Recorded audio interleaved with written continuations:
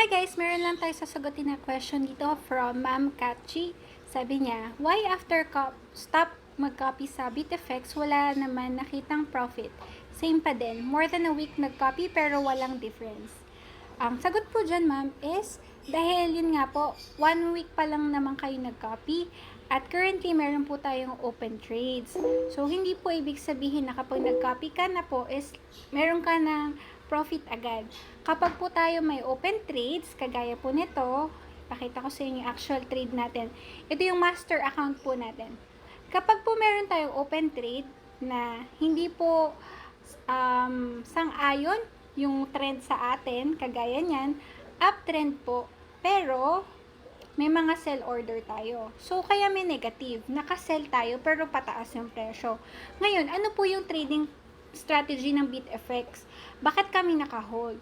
So, ngayon po, ma'am, kahit po uptrend iyan, ang target profit na nakaset is around 1.84. Dito po makikita nyo. Pag inopen nyo po itong trade, yan. Ito yung ina-update ko sa ating Telegram. Ito yung titignan nyo if ano na ba ang TP natin. So, ang current target profit price natin sa Euro USD is 1.08454. Ayan, lahat po ng open trade sa Euro USD ay 1.08454. Ang ibig sabihin po, kapag ang presyo ay bumaba, nagka-pullback dito sa 1.0854, lahat ng nakikita nyo sell orders na yan, magko-close ng sabay-sabay. So, lahat ng sell orders dito sa baba ng broken red line, yan, yung red line na yan, yan yung target profit natin. Negative po yan magko-close. Negative or red po, parang ganito. Mga red yung trade. Pero, kahit na we will close it na may talo, itong mga nasa itaas, nakikita nyo po to na medyo mas malaking lot size nila, ay yun yung magko-cover sa loss natin sa mga kinatlos dito sa ibaba. So, ayun, cut loss po itong sa ibaba ang mangyayari kapag na-TP hit. So, ito po is, ang tawag ito, averaging down. Sabi nila, yung iba kasi, martingale, diba? Sa martingale kasi, dumodoble ang lot size. Dito kasi, hindi po tayo dumodoble yung lot size. Pero, nag-i-increase yung lot size natin. Kung mapapansin nyo, sa unang trade natin, dito sa BitFX PH, sell 1, 0.34 lang yung lot. And then, sa susunod, naging 0.32 rin sa sell 2. Nakikita nyo itong sell 2. And then, ayun, pataas ng pataas. So, yes, risky po yung ganyang strategy if wala po kayong risk management. Pero sa BitFX naman po is meron kaming trading plan dito. Hindi po tayo basta-basta nag-place ng order. Meron tayong sineset na limit. Kami po, ang strategy namin is pag around 20% na yung drawdown, maximum is maximum exposure na kaya namin i-hold is up to 30%. Pero ako, yung 20%, magpa-plan na kami yan if magka-cut loss or magka-close trade. Pero, based on history sa aming trade, ang pinakamataas sa drawdown namin is 28% drawdown nung September. Ngayon, yung lot size ratio namin nung September 2020 is mas mataas sa ginagamit natin ngayon. So, we're expecting na mas mababa yung ating magiging drawdown ngayon. Kasi ako, personally, ang gusto ko, magka-cut loss lang ako at around 20% or 25%. Ayoko na tumaas doon. Ayoko po na masusunog yung account natin, ganyan. Bali na po magkaroon tayo ng loss, wag lang po masunog ang ating account. Ngayon, sa mga new traders, expect po sa ganitong klaseng trading strategy, meron mga open orders. Hanggat hindi po yan natitipi hit, hanggat hindi po bumababa ang presyo sa TP o take profit price natin na yan, tayo po ay may paper loss. So, ang paper loss ko po dito is $86. So, ilang percent drawdown ng $86?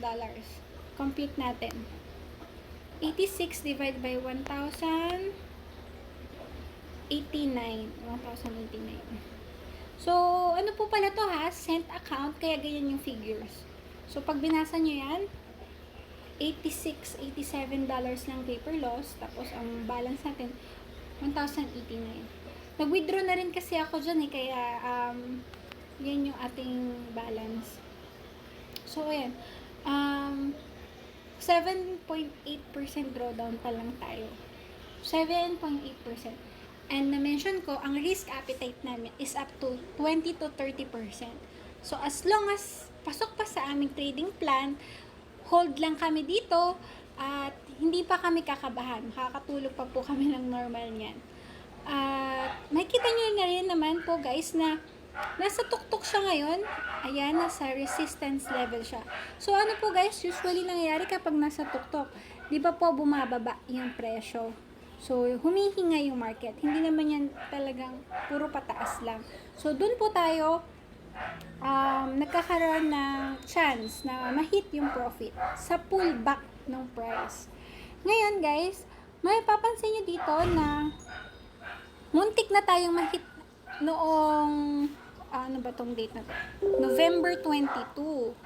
Ayan no, naka-place tayo ng order dito sa taas, 'di ba? Sakto nung tumaas yung trade, tas bumaba yung presyo at muntik na tayong matipihit. Kaya lang, hindi po umabot yung price dun sa presyong nakaset. Which is, bumaba lang siya ng 1.085. So, ang TP natin 1.84. Ngayon, yan ang risk sa Forex. Tayo as a social trader, as a copy trader or EA trader, meron tayong kakayahan na i-close yung mga trade natin. Ayan, pwede natin i-close yung open trades. So, kung nakaka-copy ka, saan na ba yung account ko? Yung copy account ko. So, kung, ayan, ito, nakaka-copy ako sa BitFX, pwede kong i-stop copy. Kaya lang, pag in-stop copy mo, ibig sabihin, i-close mo lahat ng order. Kapag ginawa mo yon, hindi ka na nakasunod sa trading plan ng social trader. But it's okay if yun yung risk management plan mo. Kung hindi ka na nagtitiwala na kakayanin ma-hit yung TP. Okay? Meron tayong kakayahan na kontrolin naman yung ating account. Pero kami, ito yung trading strategy namin sa personal account namin. And naka-hold po kami right now. And if ever po tumaas yung presyo ulit, magpa-place ng order dyan, dito sa taas. Kapag nakakita na po kami ng pullback signal ulit, and yung target profit, na price na yan, tataas po iyan. Nagets niyo po? Magre-recompute yung ating robot na alamin kung ano yung target profit price kung saan na kapag nag-close siya sabay-sabay, overall profitable po tayo. Overall may profit. So, this is normal guys. Huwag po kayong kakabahan. Talagang ganyan sa Forex. This is part of our this is part of trading. Yan. Try nyo po mag-trade sa demo account, yung magma-manual trade ka, mag-place ka ng buy and sell, kayo yung magpa-place sa order, para mas naiintindihan nyo po yung galaw dito sa Forex. Kasi kapag nakaka-copy ka lang, parang, yun, nakikita mo lang ito, ganyan lang. Nakikita mo may profit, may negative, so di mo ganong naiintindihan eh. Kaya, ang sinasuggest ko, i-login mo po yan sa MetaTrader account, dun sa ganito, MetaTrader.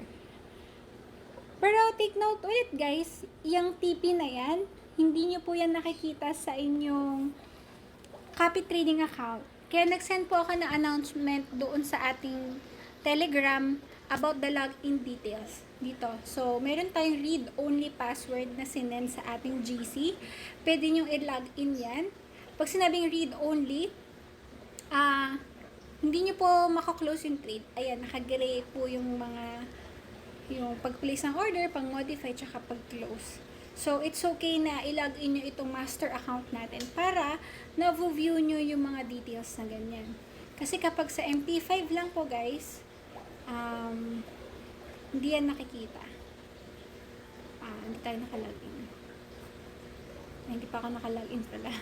O, nagkaroon ng maintenance yung MP5. So, ayun lang po. If may questions, pwede po kayong magtanong sa akin ulit. Subukan natin na explain. So, ayan guys, nakikita nyo, nawawala yung blue, ayan, nananalo tayo sa isang order, pero hindi natin kino-close yan. Kasi nga, meron tayong nakaset na target profit. So, kahit blue yan, hindi ko yan kino-close. Kasi meron po tayong trading plan for that. Kasi kapag kin-close mo yung mga trade na yan sa taas, edi kapag nag-close overall yung mga trade, hindi yan overall profit. Medyo gets nyo ba yun, guys? Basta, ayan. I hope meron kayong natutunan kahit paano dito sa ating strategy. Basta, ayan lang, guys. Ito yung inyong aagapan. Ano ba yung TP? Tingin nyo ba? Tingin nyo ba is mahihit ba yan? Or mapag-iiwanan na lang yung trade na yan?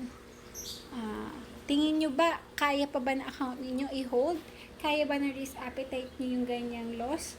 So kami, ang sagot namin dyan, yes, kaya pa namin risk appetite. Pasok pa sa ating strategy, kaya pa namin mag-hold. And if ever, hindi po umay ng galaw ng market, we are going to cut loss. But so far, hindi pa po namin nakikitaan ng sign na magka-cut loss kami. Okay, so nag-observe lang kami yun. So, ayun lang guys.